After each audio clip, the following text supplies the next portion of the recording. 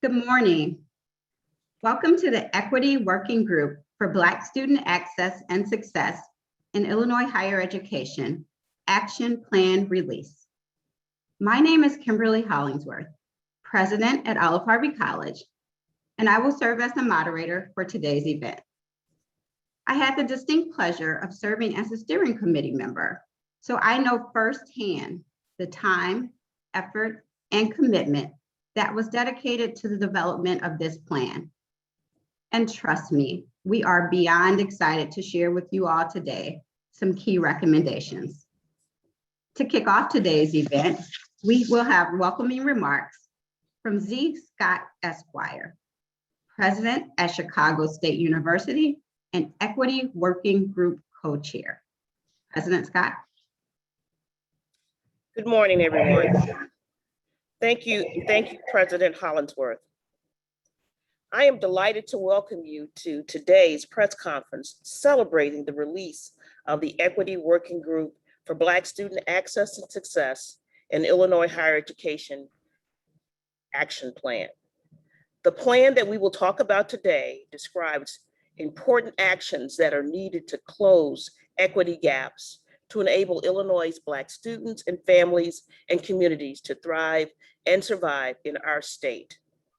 Last summer, as we were all collectively experiencing a COVID-19 pandemic, we learned of another crisis in Illinois. Our data revealed that Illinois had experienced a 29% drop in Black student enrollment across all Illinois colleges and universities. At Chicago State University, we knew we needed to act. We knew that in order to combat and reverse this devastating statistic, it would take the commitment and partnership of leaders across our entire state, representing K-12 education, colleges and universities, philanthropic organizations, businesses, government, and the community. We were all essential partners. At this time, I'd like to publicly thank the co-chairs of the Equity Working Group for their vision and sustained leadership, which has led us to today's action plan release. Mr. John Atkinson, Executive Vice President and Managing Director at Willis Towers Watson, and also Chairman at the Illinois Board of Higher Education. Ms. Karen Freeman Wilson, President and CEO of the Chicago Urban League, and the Honorable L.G. Sims, Illinois State Senator, representing the 17th District. I'd also like to thank and recognize the Equity Working Group Steering Committee for their thought leadership and engagement. President Kimberly Hollingsworth of Olive Harvey College and today's Mistress of Ceremonies. Ginger Ostro, Executive Director of the Illinois Board of Higher Education. Dr. Leslie Roundtree, Interim Provost and Senior Vice President for Academic and Student Affairs at Chicago State University, and Mr. Tyrone Stoudemire, Global Vice President of Diversity, Equity, and Inclusion at the Hyatt Corporation.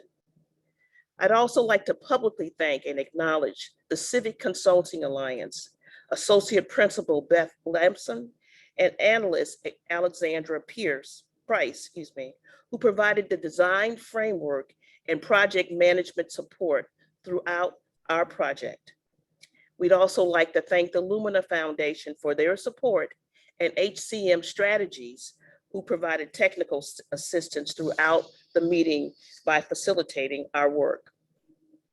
I'd also like to acknowledge a coalition of other staff members across the state who were tasked with supporting this work.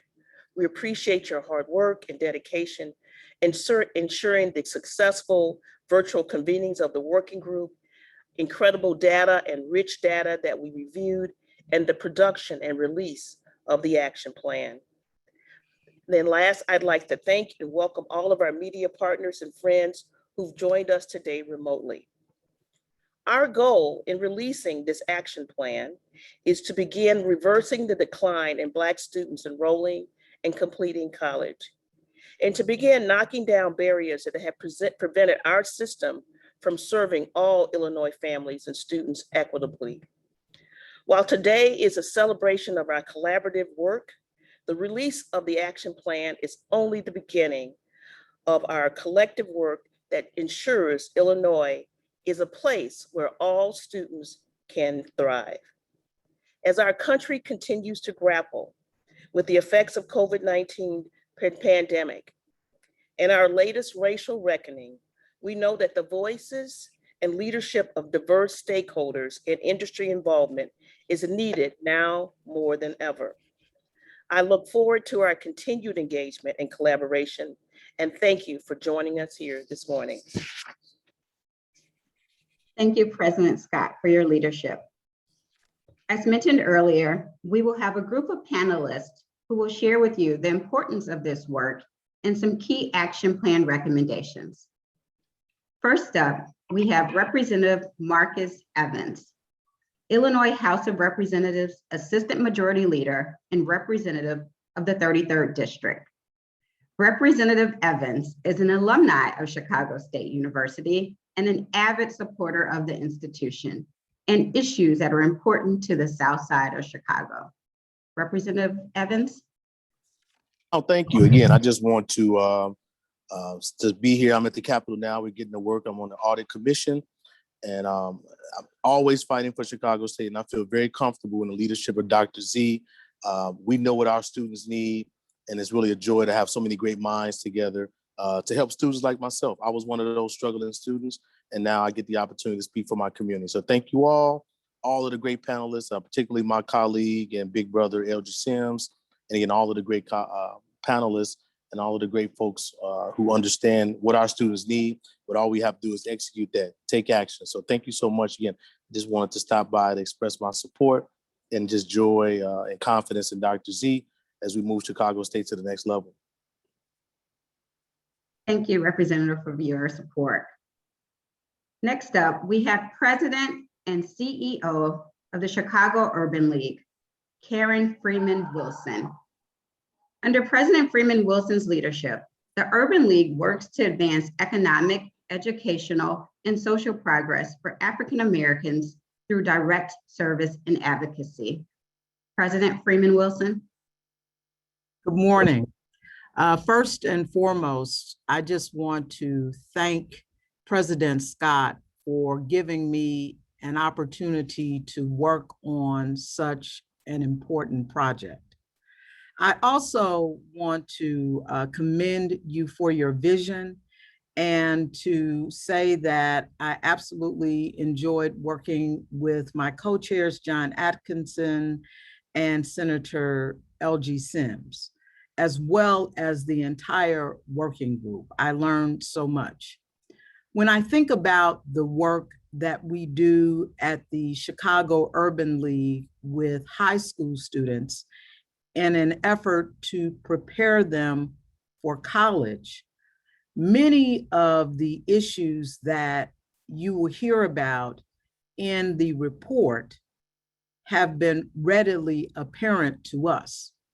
But the important aspect of the report and the work that this group did over the course of the last few months is that there is a meaningful and clear action plan that not only addresses affordability, that not only addresses career connection, and not only addresses preparation prior to getting to school, but provides a meaningful process for addressing each of the actions that are necessary to make higher education, a college education, meaningful for our students. So often, people refer to education as the great equalizer. But here's what we understand and have been able to highlight through the work that we've done through this group. It's not an equalizer. In fact, it's meaningless unless it is accessible to every individual who chooses to pursue a career in higher education. And quite frankly, it is our job to ensure that equity, in fact, exists, hence the working group. And so not only do I look forward to the work that happens after the release of this report and as we release this report, but I commit the Chicago Urban League to continuing in partnership with all of the organizations, including Chicago State, that is represented in this group. And what I will tell you is that continuing work is already occurring. So thank you again for the opportunity. And I look forward to the work that we will do on behalf of our students, because as we look towards the elimination of the racial wealth gap, as we look towards the removal of barriers to education and to addressing institutional racism, we know that education is one of the most important tools that we can use to do that work. Thank you. Thank you so much, President Freeman Wilson. It was such a pleasure working with you. Up next, we have Mr. Tyrone Stoudemire, Global Vice President of Diversity, Equity, and Inclusion at Hyatt Corporation. Tyrone directs strategies on culture, talent, and marketplace that leverage diversity and inclusion globally.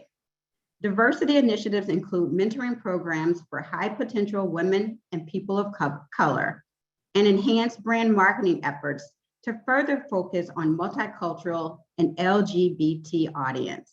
Tyrone?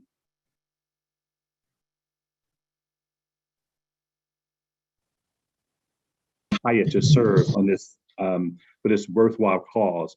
So we continue to look at the workforce and how it evolves and changes. It's imperative that we understand where the talent's going to come from. By partnering with Chicago State and Z. Scott on this initiative on the equity work group, was able to see and hear what were the pitfalls, the barriers that the students were encountering. In order to be equitable and fair, we need to make sure that we're meeting them where they are. And a part of that is actually providing internships. And so right away, as a leader of an organization and in the pandemic, hotels experienced a lot of turmoil and a lot of, was hit extremely hard. But we saw the necessary need to partner with the organization to bring in interns from Chicago State, to give them an opportunity, a real significant and relevant internship to show them what it's like to work in a corporate environment from day to day. We've had our diversity business resource groups to partner with these students to ensure that they had a robust onboarding process and a mentoring program. We've then extended that program to be a part of, we've identified 3 MBA students to also be a part of it. Our senior executives are sponsors of those 3. Our CHRO, Malika Myers, our CMO, Chief Marketing Officer, Mark Vendrasic, and our CFO, Joan Vendrasic, are part of, will be the sponsors for those 3 interns. And to be able to have those interns to come in to spend time with those senior leaders and shadow them for the day and their team members, to give them a clear example of what behaviors, what competencies and skills are required to lead in a global environment.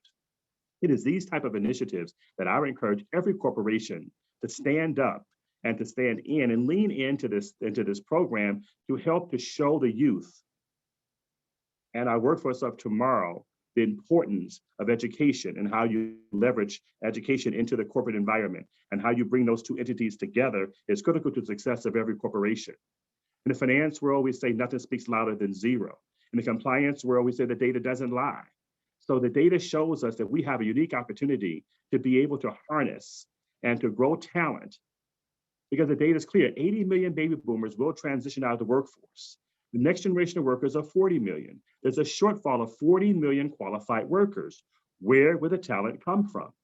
If we don't take time and stop and partner with institutions such as historical Black colleges and universities and Chicago State and other universities to be able to develop that talent, at the end of the day, some companies will defunct.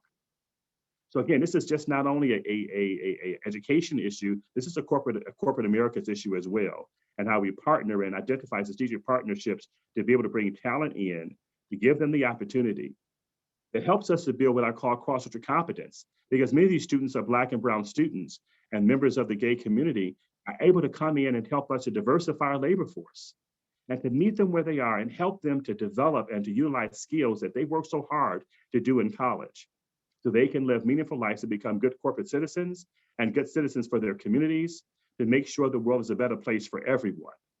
I indeed am honored to be a part of this committee and honored to serve in the capacity, and super honored to be able to mentor and sponsor the youth as we continue to build a diverse workforce of tomorrow. Thank you, Kimberly. Thank you, Tyrone, for the work that you do. It's so important. Up next, we have Senior Program Officer at the Joyce Foundation, Samir Ghakhari. Samir oversees grant making in higher education and the future of work. Samir works to advance racial equity in higher education and economic development. Samir. Thank you, President Hollingsworth. Hi, I'm Samir Ghakhari, Senior Program Officer at the Joyce Foundation. Joyce is a Chicago-based foundation focused on advancing racial equity and economic mobility for the next generation. As President Scott mentioned earlier, Illinois has had its challenges enrolling and graduating Black college students, and that's especially been the case at the four-year level. And we have national data that suggests that the median Black student loan borrower owes more than they borrowed, more than a decade after they enroll. That's especially problematic because college is increasingly essential to getting a stable job with decent wages and is a key step in building wealth for most Americans. In short, we need to take bold steps to ensure that higher education supports our society's goals of becoming more racially equitable rather than exacerbating our racial wealth divide.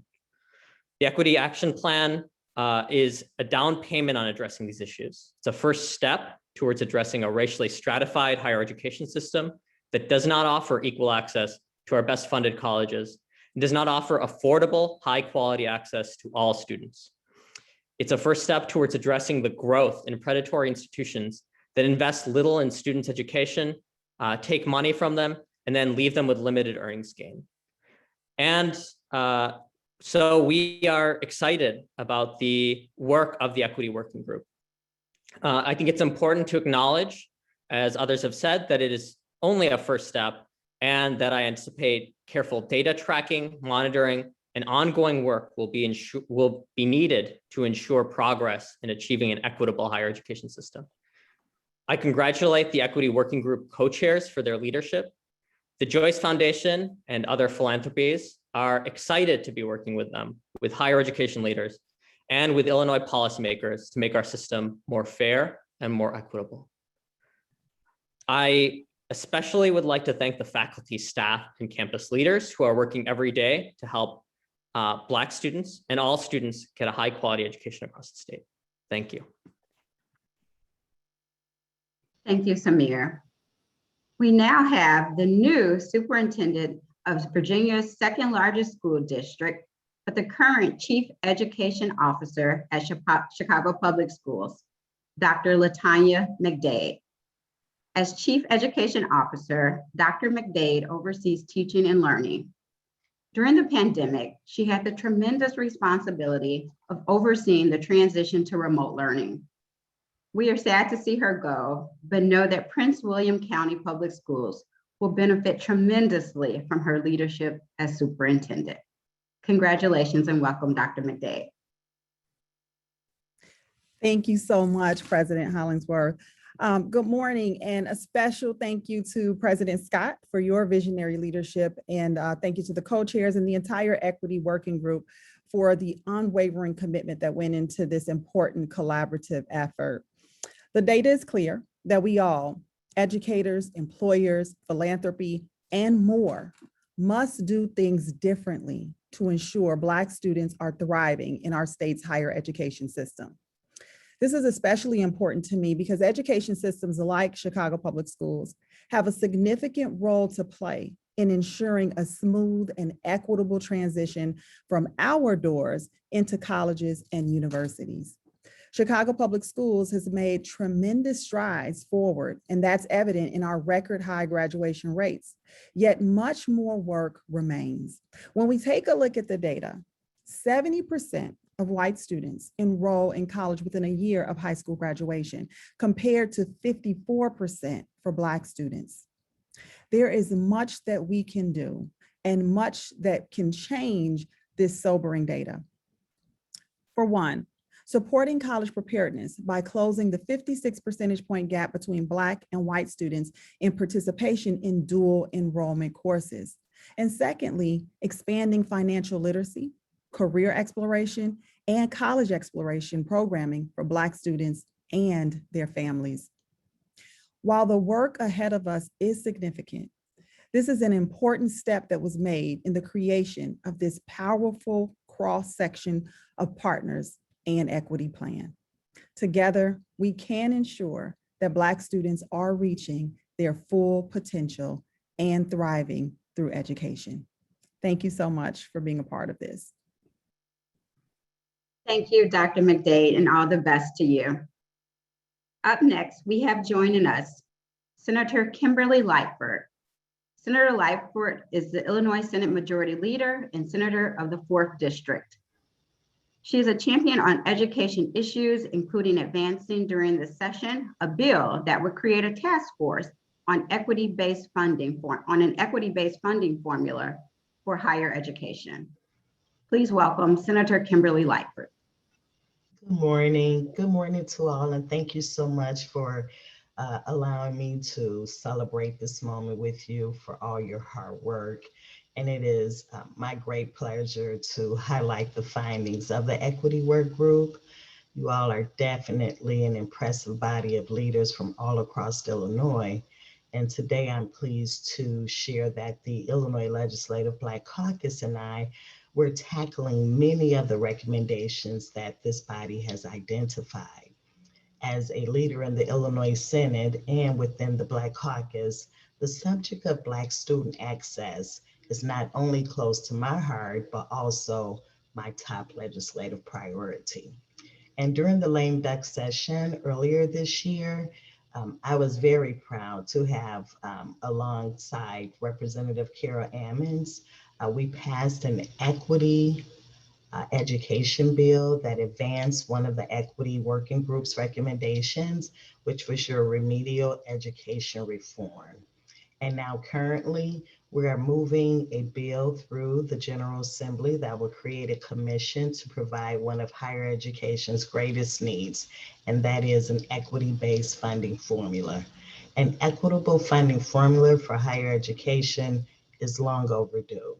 And part of my legacy is to ensure that all students have access to an affordable and quality education. So again, I'd like to thank you all for the past months of your hard work to deliver the recommendations that will be needed to move forward our higher education system so that Black students are given the tools to compete, intellectually grow, prosper, and be successful. Thank you for allowing me to join you, and congratulations. Thank you, Senator Lightford, and thank you for your support. We now have President at the Southern Illinois University System, Dr. Daniel F. Mahoney. As one of his first access president of the SIU system, Dr. Mahoney signed the CEO Action for Diversity and Inclusion Pledge to foster an even greater sense of openness and respect for others as president of the multi-campus university system, equity work that has continued to move forward under his leadership. Dr. Mahoney. Okay, thank you, President Hollingsworth. And first, I want to thank our co-chairs, President Scott, President Freeman Wilson, Chair Atkinson, and Senator Sams for really taking leadership in establishing the Equity Working Group and for focusing on the critical issue of Black student access and success. I really appreciate the opportunity to participate as a member of the working group, as someone new to Illinois and who was working on our own strategic plan for the SIU system. What I learned from our meetings and from the action plan has been valuable to me and valuable to our university system. In fact, one of the key goals in the SIU strategic plan will be a strong focus on anti-racism, diversity, equity, and inclusion. It is also a primary focus area in the new strategic plan at our Carbondale campus, and at our Edwardsville campus, the academic success of Black students is the focus of their quality initiative for the upcoming Higher Learning Commission accreditation. Many of the recommendations in the report will be helpful as we develop our own plans. In fact, we've already begun to implement some of those recommendations. At SIU, I'm happy to say we've not only gone test blind on admissions, but we also test blind on merit scholarships. This is critical for not just improving access, but improving affordability. At SIUE, our data analysis has shown that the two most important factors in the retention of Black students is affordability and participation in programs that help to create a sense of belonging on our campus. When students can afford to stay and they feel the campus climate is supportive, the retention rates for our Black students are essentially the same as the university average. At SIUC, we're reestablishing the Summer Bridge program this year with significant financial support from the SIU Foundation. Finally, the SIU system also recently signed an agreement with the Southern Regional Education Board's Compact for Faculty Diversity, which will help us with the recruitment of underrepresented faculty and provide more opportunities for future faculty of color. These are just a few examples of ways we're trying to implement the suggestions in the Equity Working Group Action Plan. We will continue to use it as a guide for making changes that we need to make at SIU, and we welcome the opportunity to continue to work with and learn from our colleagues across the state of Illinois as we can seek to make our universities more equitable in the future. So thank you. Thank you so much, Dr. Mahoney. At this point, we're going to have some reflections and a brief overview of recommendations by Mr. John Atkinson, Executive Vice President and Managing Director at Willis Towers Watson and Chairman at the Illinois Board of Higher Education. At Willis Towers, John oversees one of the firm's fastest growing businesses in North America and serves on both the Chicago and North American leadership teams of Willis Towers Watson. In addition, John serves on the firm's Inclusion and Diversity Council. As chair of the Board of Higher Education, he is supporting the work to create a new strategic plan. Welcome, John. Thank you, Madam President. It's a pleasure to be here. I just want to start off by thanking my friend and colleague in the work, President Scott, for convening this group. I remember it was about a year ago tomorrow that George Floyd was brutally murdered in Minnesota. And a couple of days after that, I had a chance to connect with President Scott to share my horror and allyship with her and the African-American community. We knew at the Board of Higher Education that the equity gaps in Illinois were continuing to deteriorate. And when Governor Pritzker appointed this board, our focus was on closing equity gaps across the state. Because of the pandemic, the launch of our strategic plan was delayed. But after the Floyd murder and the racial reckoning that began last summer, I was thrilled to be able to partner with President Scott and our other co-chairs to work on this Black Student Equity Group, because we knew that when we started our strategic plan late last fall, the work that this group would do would help to inform our strategic plan to allow us to be able to close equity gaps across the state. So I think, like many business leaders in Chicago, Willis Towers Watson is changing the way that we think about talent. We're becoming very proactive through a variety of programs to onboard and work to ensure the career success of Black, African-American, and other underrepresented groups. We recognize, and the research is clear, that diverse teams produce better outcomes, more profitable businesses, and growth. And so we're all about trying to make sure that our clients and our own organization are focused on the things that work. And diverse talent pipelines are going to be a big part of this action plan and the continuing work. For me, it was important to join the working group as both a business leader, but also as the board chair for the Board of Higher Education here in Illinois. And I think what we're able to come out of this action group, working group with, is a set of actions that will be pretty effective if we're able to implement them across the state. Clearly, the need for the business community to engage higher education and to collaborate towards more innovative solutions to achieve equitable economic growth is important. The future of Illinois work is changing, and it increasingly requires a future-ready workforce with credentials and skills to meet the demands of Illinois business. That's how Illinois is going to prosper. That's how we're going to thrive. And that's how we're going to be able to deliver equitable outcomes for all of our students and for our citizens. The working group output is informing the Illinois Board of Higher Education strategic plan. We are in the final stages of our strategic plan. We have three core goals: equity, growth, and sustainability. And one of the things that I think was really important about the work that that this group was able to put together is the student perspective has driven a lot of the recommendations that we're going to be learning from as we develop our strategic plan. We also want to highlight the role of the corporate sector going forward in embracing the recommendations of this action plan, because statewide we will be revving up partnerships around employers and businesses throughout the state.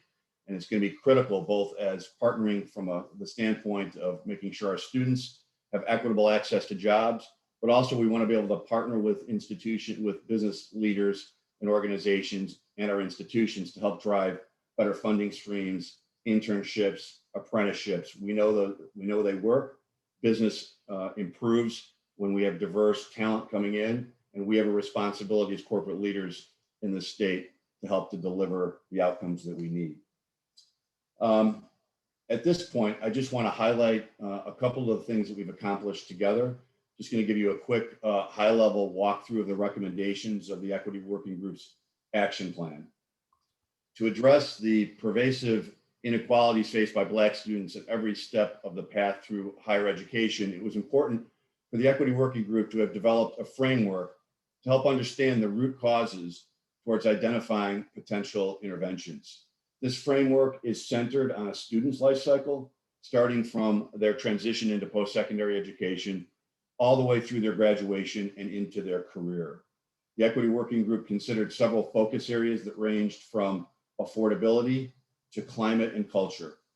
Each of these focus areas were applied to each part of the student ecosystem, leading to solutions for the sectors represented by the Equity Working Group: 2- and 4-year higher education institutions, community-based organizations, employers and the private sector, government agencies, and philanthropy. First, it starts with equitable access into post-secondary education. As we all have a role in providing college-affirming experiences for Black students, access also requires addressing affordability, because we know that even a small amount of additional financial support can mean the difference between remaining in school versus dropping out. President Mahoney highlighted the data and insights drawn from his review and their team's review at Southern Illinois, and the data is clear about affordability and climate. Thank you for highlighting that, Dan. This is why the affordability solutions include providing innovative grants that reduce financial barriers, and the business sector piloting a summer grant program for students to stay enrolled during the summer as they complete more courses towards their degree. It's important to recognize that one of the biggest correlations between Black student success is time to completion. And affordability is a key element, as Dan and the data show. So to the extent we can condense that time of completion, create more equitable access to early college experience, dual credit, those types of programs, dual enrollment, we will have better successes and more affordable pathways for students. Excuse me.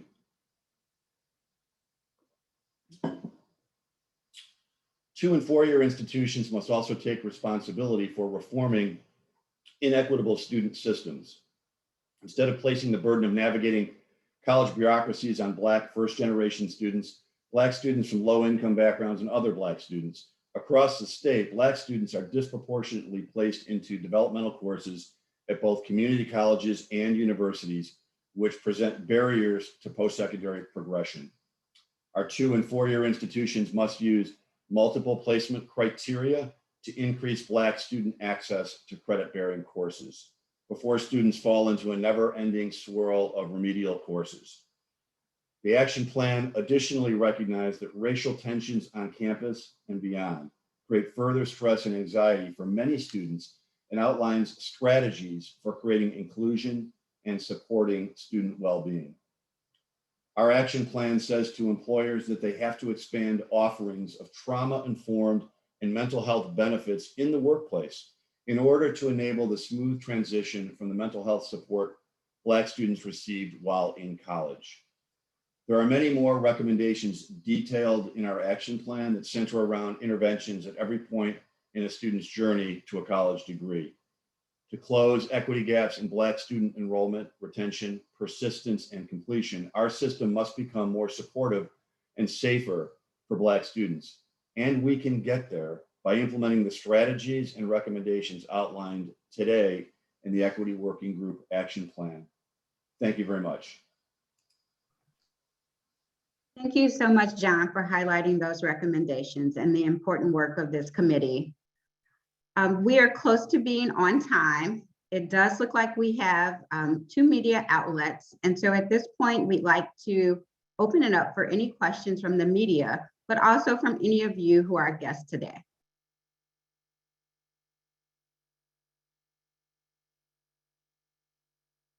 And I think the best way to perhaps facilitate that would either be by raising your hand or putting your question or comment in the chat. Good morning. Can you hear me? Yes. Hi. Good morning. Leah Hope, ABC 7. Thanks everyone for the conversation and for the work of this working group. I'm wondering, obviously, the partners and the organizations and institutions that have been part of the working group are part of this awareness and part of what needs to happen next. I'm wondering if there have been conversations about how to implement this, how to get these types of recommendations and these strategies included in the process, the enrollment process, and I guess some of the protocols on campus of some of the institutions that are not part of this working group. How do we bring this to a wider audience?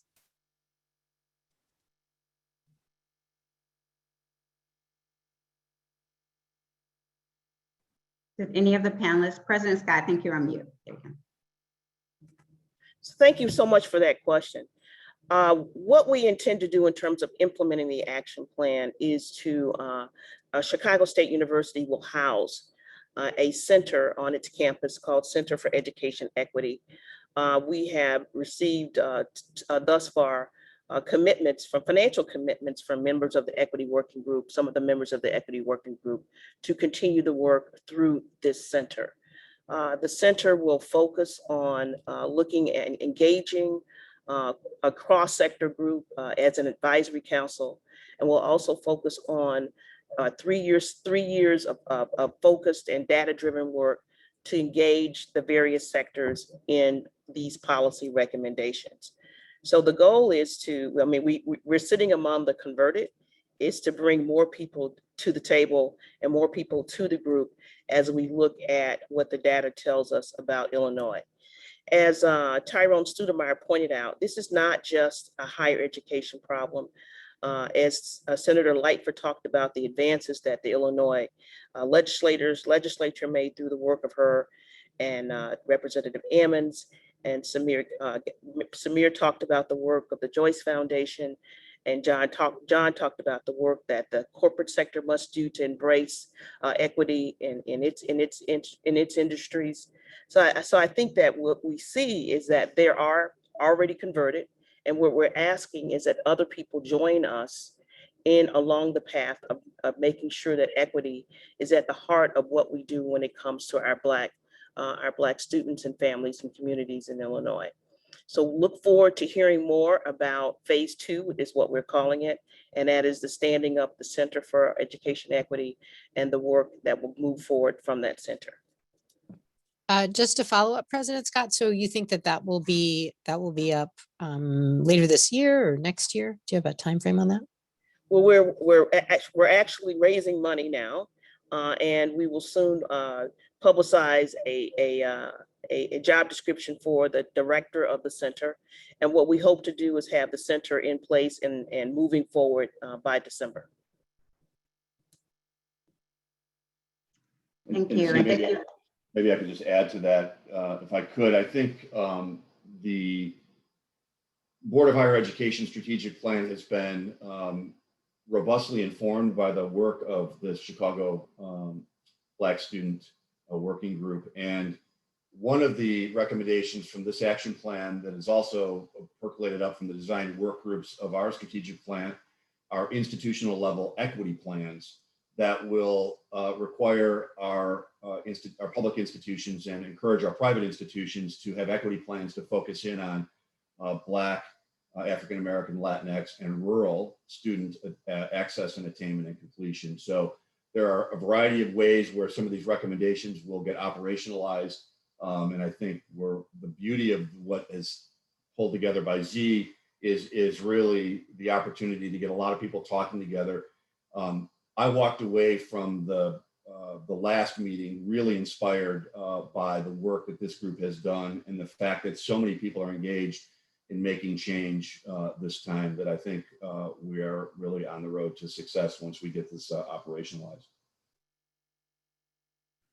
Thank you for that, John. I'm going to respond to the hands that are raised. There are 3 at this point.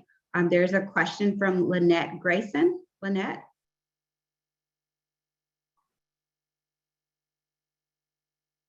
I was just wondering if you guys had notes of what you're saying so that I could copy them, because I like what you guys are trying to do.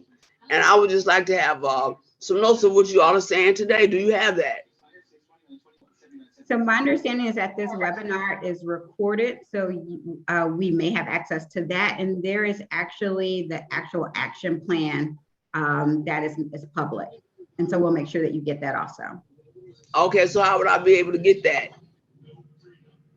Erin, do you want me to have her put her information in the chat? Do you have an email? That's great. And Yes, I do.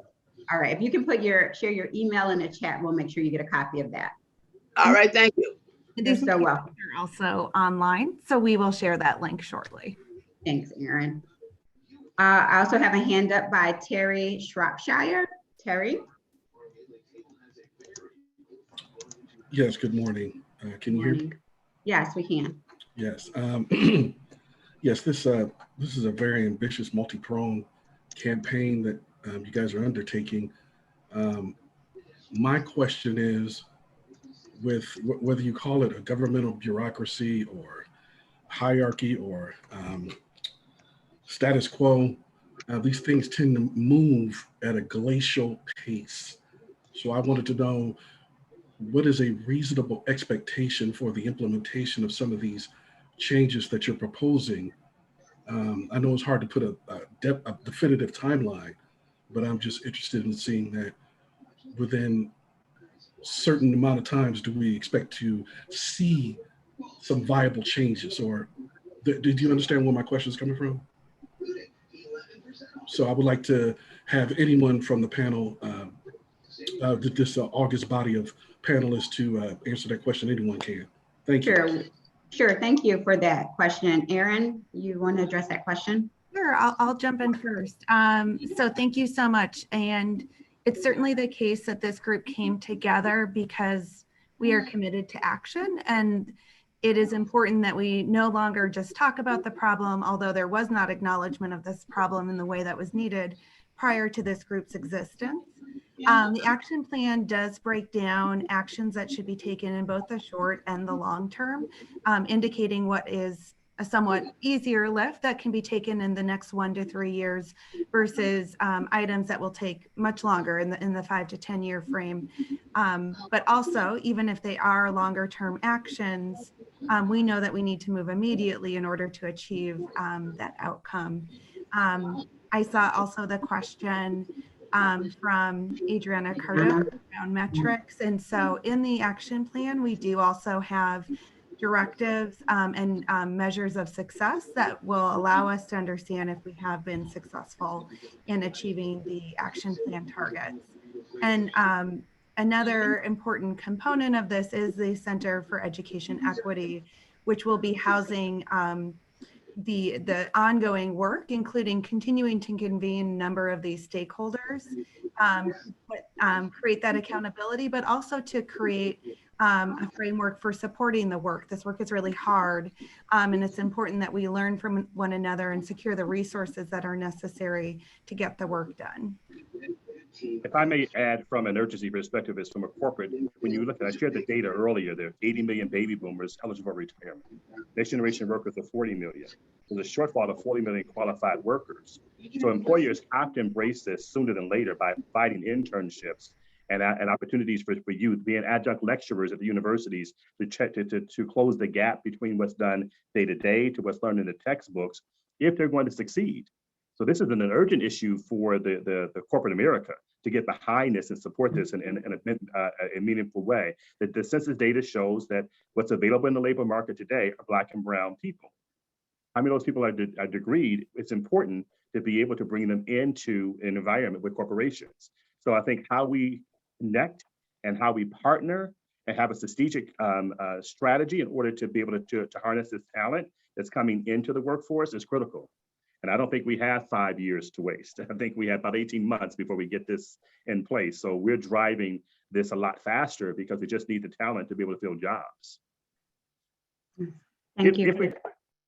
If we're going to remain competitive in the marketplace, especially in Illinois, when you look at Black and brown students who have chosen to stay in Illinois, would want to work in Illinois. Those who may go away outside of Illinois may not choose to come back. So even more so why Chicago-based companies have got to figure out a better way of harnessing talent within our own city and with our own state. Awesome. Thank you for that. I also see ABC 7 with the hands up, and then we'll go to Claire Proctor and Lavina. ABC 7. Hi, it's Leah again. I didn't know if others had questions. I didn't want to monopolize all the questions. I actually just put it in the chat. I was just wondering if there were any students who were actually on this advisory panel. I'm interested in hearing some student voices today. So whether anyone wants to answer that now on the webinar, or if they want to contact me afterwards, I'm just interested in hearing, someone who's either a student or a wannabe student about some of the realities that they're dealing with. I can answer that, Leah. And I will tell you that one of the most powerful sessions of the working group was a student panel, and having their voices and hearing from them about their experiences. So their input was part and parcel. There were also students who were on the working group. And so it was just really, really powerful. And I'm sure that some of the Chicago State representatives can put you in touch with those students, because I think you will agree that their experience is all through the recommendations of the working group. Yeah, I would appreciate that. Thank you. I'm sorry to interrupt. Yeah, I would appreciate that. If someone wants to, I put my email in the chat, if that's easier. And I also wanted to add to President Freeman's comments. We also engage student focus groups throughout the state with the support of Dr. Dan Mahoney and the SIU system. We had a student focus group in the southern part of our state. We also convened a student focus group in the central part of our state to make sure that we heard voices from across the state. Yes. Yes, powerful sessions. Thank you for that. And thank you for your question. Next, we have Claire Proctor. Claire, are you there? Hi, this is Claire Proctor with the Chicago Tribune. Thanks for holding this panel. First, I just wanted to clarify, in terms of the 29% decline in Black enrollment in higher education, is that looking at Illinois students who then go to college or do not anywhere, or is that looking at out-of-state students coming and attending Illinois? What is that 29% a measure of?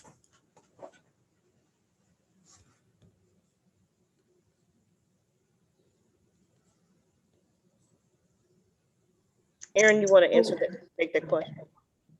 Yep, I'm happy to. And then it is a data point from IBHE. And so, John, please fill in any details that I get wrong. So IBHE found that between 2013 and 2018, that Black student enrollment in Illinois had declined by 29%. They did also last year release a series of data points to unpack what is driving that decline. And it is a range of factors. So I imagine does include some of that out-of-state migration. And so we can follow up with more details on other driving factors related to that decline. Erin, I'm so sorry. Can you just repeat that again? I just want to make sure I have the actual, when was the time of the survey? Yep, so that data point is from the Board of Higher Ed from the survey period of 2013 to 2018. And last year they released a comprehensive report on equity data in the state of Illinois, including Black student enrollment and success, to understand what was driving that trend. And so to answer Claire's question, I think it includes, but is not limited to out-of-state migration being a factor for why that number has declined during that period. And just to add on that, Erin, if you go to the ibhe.org website and you click on strategic planning, there is a data document that has the detailed data, which is currently there for public comment related to the strategic plan. So you can get a deeper dive on the data just by looking at that particular slide. Great, thanks. And just how has the pandemic affected equity gaps?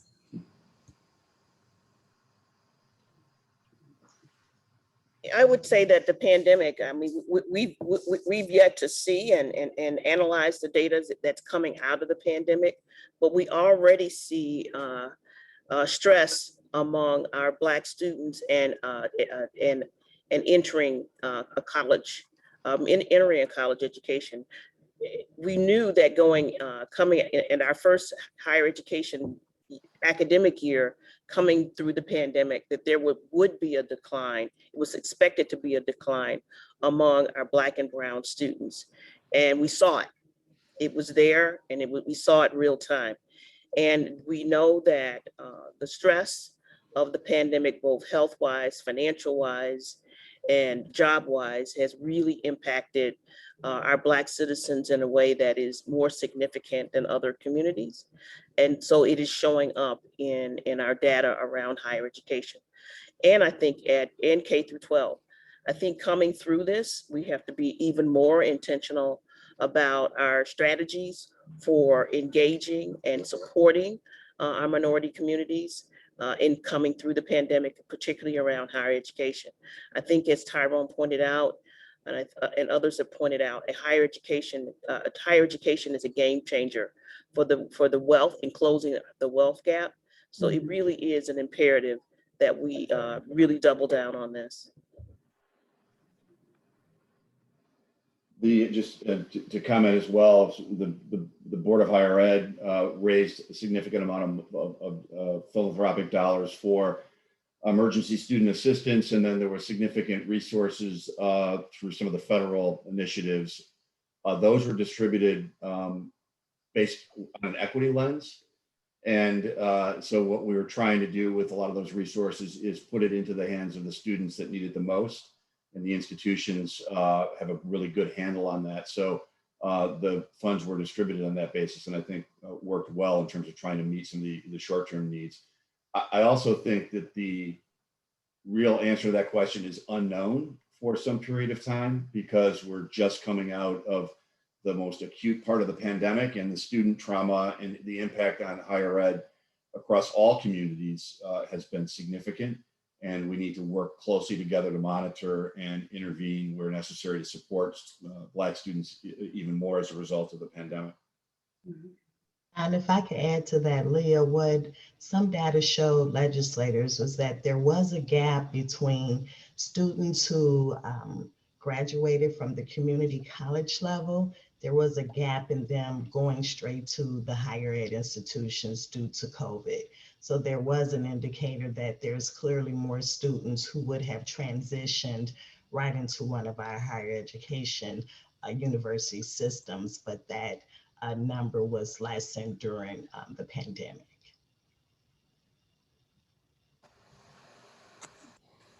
Thanks so much, appreciate it. Sure, thank you. We do have a couple more questions in the chat and one hand raised, and so I'll take the hand raised question from Lavina Cherry as we are quickly running out of time. Lavina? Hi. Hi. I am a current student at Chicago State University. As a mother, as someone who worked within the public school system, and someone who has educated my son to be a college graduate, it is good that you guys are having this program. I would like to take part of this program as a current student there. This is my first time hearing about it. I would love to be on the panel to gain more information. Also, it's good that the program will be open in December because I'm looking forward again to taking advantage of it. But as it has been stated here before, the disparities with African American and finishing colleges is really high.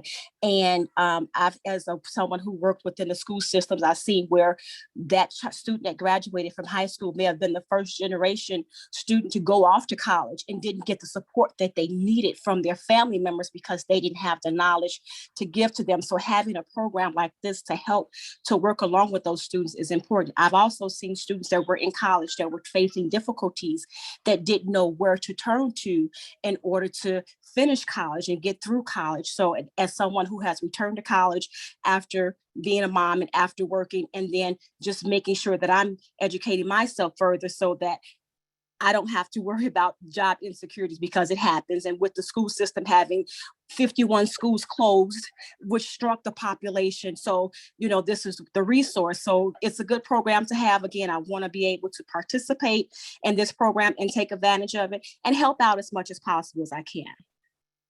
Thank you so much for that feedback. Erin has put her information in the chat. And if you'd like to share your information so that we can connect, that would be really helpful. And congratulations to you as a student who decided to continue to persist and for educating our future, as well as for your son. So thank you for your question. Yeah, my son is a CSU grad as well, just so you guys know. He graduated a few years ago, and my daughter is now a ninth grader in high school, and I plan to do the dual enrollment program here at CSU for her. Yes. Great. Thank you so much for your comment. You're welcome. All right, Erin, at this time, I'm going to turn it over to you regarding our next steps and acknowledgements. Great, thank you so much. Really appreciate all of those compelling questions. It is clear that this group wants to truly understand the nature of the challenges and be a part of the solution. The name of our report action plan was intentional. We are all here, I know, because we don't just want to talk about the problem, but we want to do something about the solution. The equity working group met over a period of 6 months, very early in the morning, demonstrating their commitment to this matter. And we're now at the point where the real work begins, as all the questions signaled.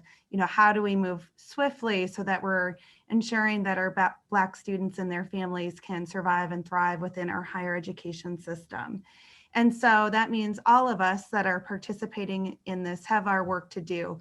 So I get to give you your homework on how you can support making this a document that's on paper form to a living document that's changing our actions. So first and foremost, we should all leave here, and we will send immediately after materials that you can share. The data point itself that Black student enrollment has declined by 29% is not widely known, and it is a crisis, and we need to make sure that all of the stakeholders who are being impacted by this and also stand to benefit by improving and tackling those systemic barriers that lead to that decline. We need to make sure everyone knows and is understanding why we should be taking action. So we will share a social media toolkit with shareable images and sample messages. And so on your own personal account and your organizational or work account, I ask that you make sure that there's broad awareness of the need for action and the action plan, which does detail what a wide range of sectors, employers, high school, post-secondary educators, community institutions, and many more, what we all can be doing and should be doing in the next year and over the course of the next 10 years. There's a sample blurb that can go into your organizational newsletter, but we know that we must also convert those who are either not aware or not quite converted yet. And so we ask that you all look at your networks and places where you're meeting others with influence in this space and partner with us to host a presentation. And then to make the work happen, we also are launching the Center for Education Equity. The center will be up and open and running in December, and we are in the midst of fundraising for that. We're incredibly grateful for a number of financial commitments and contributions that we have already received, and we're not yet at the place that we need to be to fully cover our first year of expenses. Once the Center for Education Equity is launched, you all will be hearing from us to join the work. We created the Center for Education Equity because a resounding theme from our equity working group members was that there was a lot of power in this group. The cross collaboration is rare and needed to continue.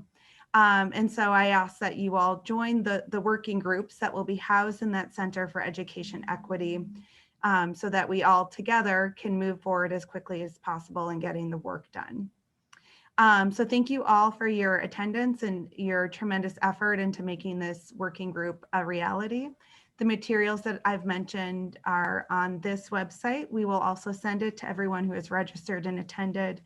And for the few outstanding questions that we did not get to, I will make sure to reach out to those individuals so we can provide additional details on those questions. Thank you so much for your time with us this morning.